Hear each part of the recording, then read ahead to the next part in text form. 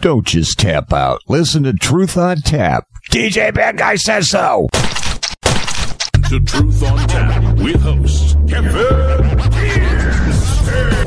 How can I say that my show is Truth on Tap if I don't come in here and set you free? Ooh, are we going to talk about some shit tonight? Get your friends in here. Get them in. Opening up the Truth pipeline. So what's this show going to be? Well, I'm going to set you free. That's what the truth does. For these bitches, they were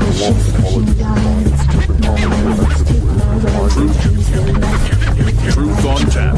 WesJohnson.com. Check them out. This is crazy. But you know, I love pickles and peanut butter. I cannot get enough of that. Pickles and peanut butter is like an orgasm during an orgasm, if that's even possible. I couldn't imagine the biological possibility of it, yet the fantastical fantasy possibility is quite real.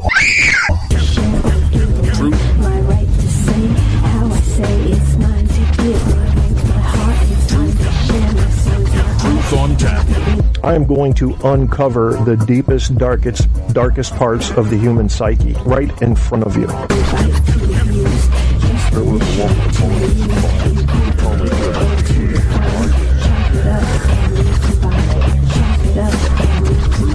Truth on Tap is now flowing from iHeartRadio. Get your Kierstead fix by Googling Truth on Tap with Kevin A. Kierstead. I mean, I could have fun with this guy, though. He's got a picture of his penis up there, and he guesses he's a black dude looking for a twink. All the truth you can handle running hot on iHeart, Facebook, Spreaker, and more. You want the truth? Feel the blunt force trauma of that during the show, yeah. Don't tap out. Get the truth. Truth on Tap. Tap, tap, tap. DJ Bad Guy promo is what I just played. DJ Bad Guy, don't miss him. Guy Shea got his own show. Look him up on Spreaker. Genghis featuring Stereo Black Star Super Negro is what you're hearing now. Yeah, it's 10/5/2014, 2:30 in the morning. I get these urges. You know, I spoke with Apocalypse a little bit earlier. I said, do I do a show? I was thinking, people are sick. People are sick in the fucking head. Maybe I could help. I've studied the brain. Yeah, it's kind of my thing. So I go over to psychcentral.com and I take a look at the forums. Holy shit. I mean, I remember when there was just crazy and you had a few categories. Oh, they are splitting hairs here. Haven't read a lot of it, just looking at the headlines, basically. But yeah, we'll talk about it. And you know I've got the news up, too, and you're going, but Kevin, what does the news have to do with psychological advice? I think you know. You just think about that for a minute.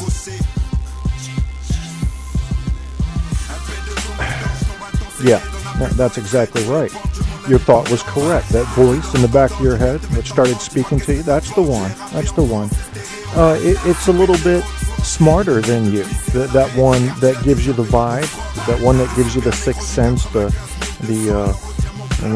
premonition, a good feeling, a bad feeling, your gut feeling.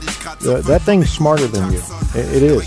I've seen it pull people out of messes, and it's worth paying attention to.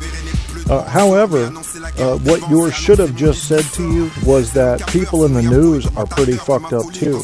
And many of the famous talk show hosts, and you know the ones I'm talking about, I'm not even going to say their names, have lost their goddamn minds. It must be the case that they have started to believe most of their own bullshit, or they are excellent actors, and they're acting like this stuff is serious and real when it's really not. Oh yeah, I mean, have you seen Alex Jones on camera? Here's your homework assignment, folks. Look him up. Watch some of his videos of his radio show. Oh my fucking God. A brother does need medicine, and I hope he's getting help, but I doubt it, because that would certainly either flatline him or take some of the drama out of his show. You know, I think if people like Alex Jones come out and just said, don't take me seriously, just enjoy me. Shit, people like me could like him. We could. Honestly, I mean, I could like him the same way I like Family Guy or South Park. I'm watching a clown here do clown dances. Don't try to come out and act serious with that shit. You're damaged, man. Someone like Alex Jones?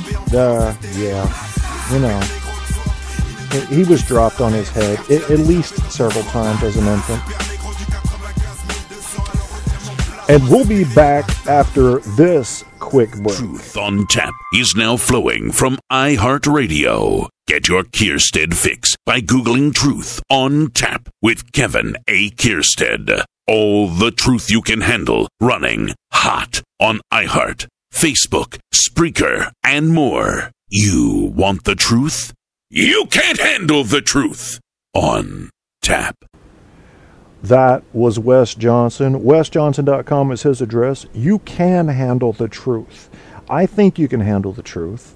Some people can't handle the truth. He's right about that. I think maybe even the average person can't handle the truth, but I think you can. Those of you that listen to my program regularly are not the types of people who would run from the truth. You know it's ugly most of the time. You know that it is something that is relentless. It just keeps popping up when you try to whack it down like a whack-a-mole. And you keep putting lies out there, and you keep putting flimsy facts out there, and eventually the truth gobbles them up. But we don't reach the truth fast enough. I want you to consider this. I think of time in galactic terms, if you will. And that doesn't make any sense to you right now, but it will in a minute. Think about time moving very fast, because in the life of a human, compared to galactic time, that is universe time, we are not even a blink of an eye.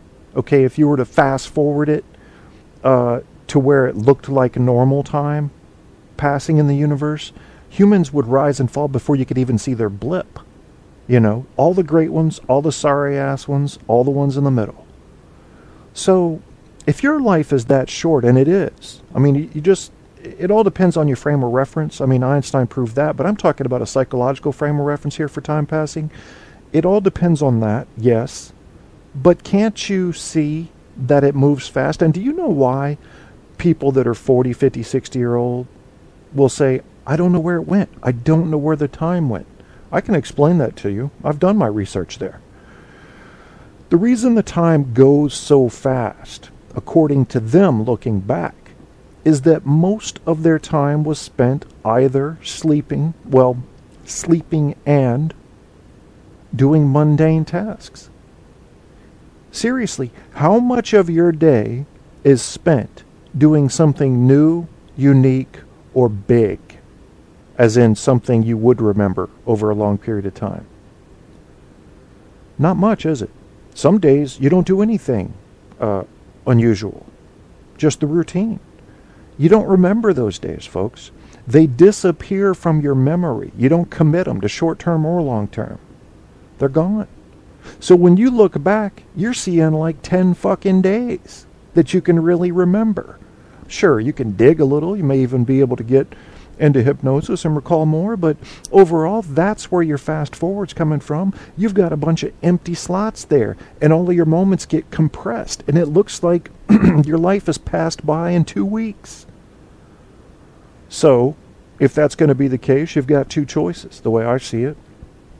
You can either make a lot more of those huge moments in your life, or you can go ahead and agree that life is going to be super quick. Once you filter out the mundane shit that you won't remember, that just keeps you going. And if it's going to be super quick, how are you going to let some dumb shit bother you? Honestly. You know, our neighbors just about flipped the fuck out. It was about, when I moved in with my now fiance, we got engaged last weekend, thank you kindly. And seriously, thank you guys for giving me all the congrats. I got hundreds. Maybe even thousands, I don't know. Maybe crickets also wished congratulations, and if they did it would have just sounded like bleep, bleep. So I wouldn't have known, but I'm just going to go ahead and assume that they cared, because, you know, it's a big deal. When I first moved in with her about 4 years ago, and I guess 3.5 years ago, because that was when I first cut the grass, would have been in the summer. We got together in December. So I get in there and I'm cutting the grass, and I do it maybe the first week, then the second week, then the third week, I see my neighbor leaning over the fence. And I say, okay, he's leaning over the fence looking at me. But I ignored him, because I thought that was kind of weird. I mean, he wouldn't come over and talk. I'm just leaning over the fence looking at me. So the next time I go out to cut it, he's leaning over the fence again. I said, let me pull up here and see what this man has to say. And he looks at me, and he's got this look. You know the look.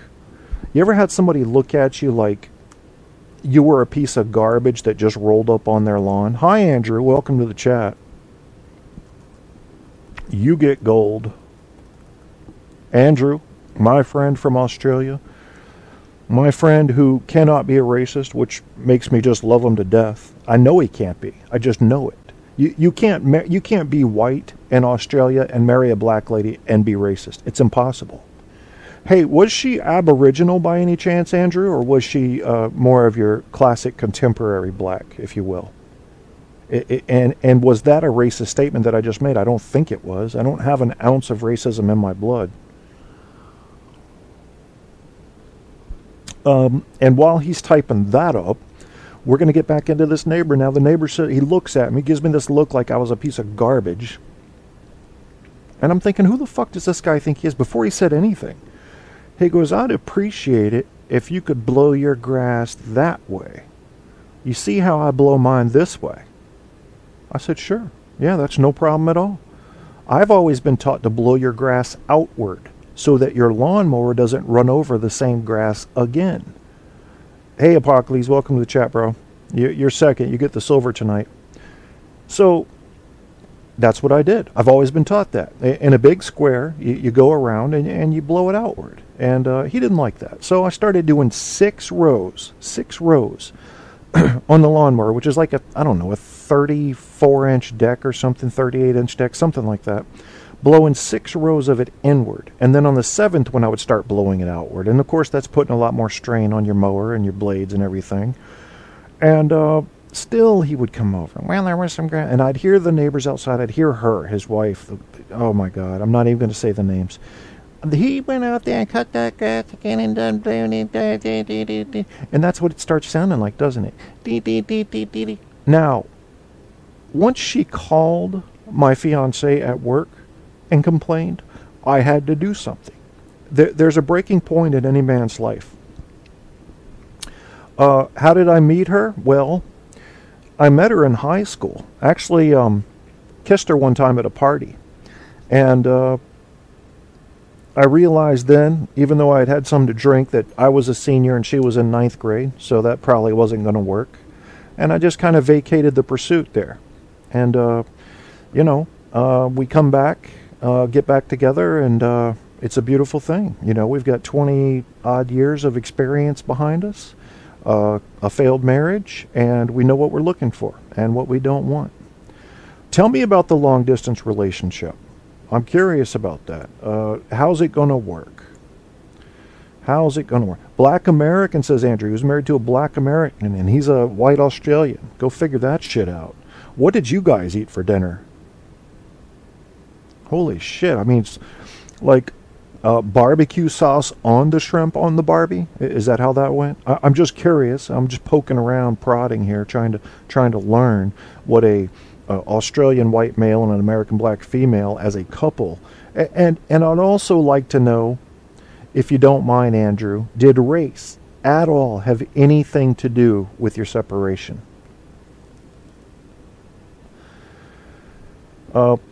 Trust and insecurity is a problem with long-distance relationships. That's right.